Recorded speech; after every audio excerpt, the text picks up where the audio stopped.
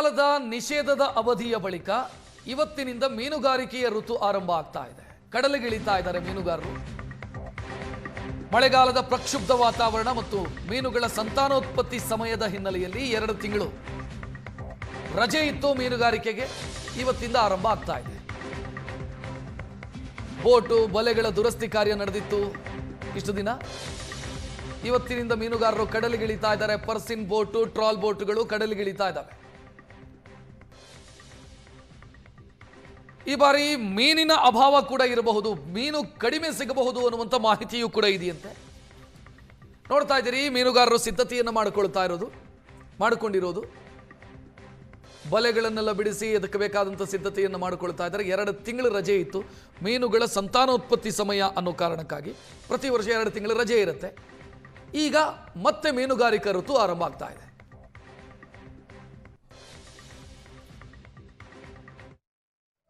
August 1ರಿಂದ ಈ ಪ್ರಸಕ್ತ ಸಾಲಿನ ಒಂದು ಮೀನುಗಾರಿಕೆ ಅವಧಿ ಪ್ರಾರಂಭ ಆಗ್ತಾ ಇದೆ.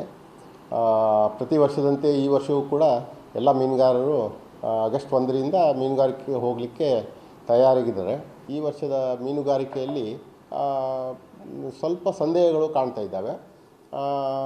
ಈಗಾಗಲೇ CMFRI ಅವರು ನೀಡಿರುವ ಒಂದು ಅಧ್ಯಯನದ ಪ್ರಕಾರ ಈ ವರ್ಷ ಈ ತೋರಿ ಮೀನು ಸ್ವಲ್ಪ ಕಡಿಮೆ ಪ್ರಮಾಣದಲ್ಲಿ ಸಿಗಬಹುದು ಅಂತ ಅಂದಾಜಿಸಲಾಗಿದೆ.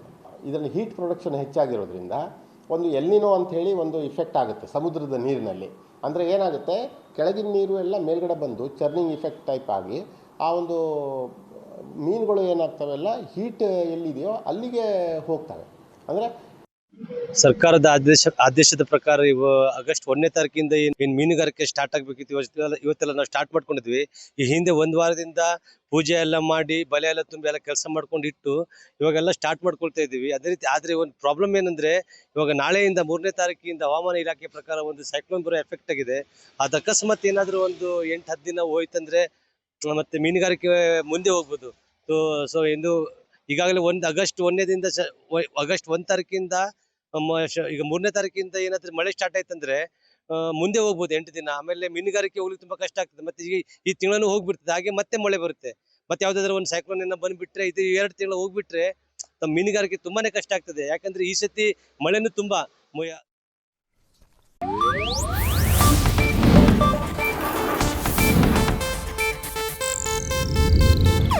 ಇದು ಏಷ್ಯಾನೆಟ್ ನ್ಯೂಸ್ ನೆಟ್ವರ್ಕ್ ಪ್ರಸ್ತುತಿ.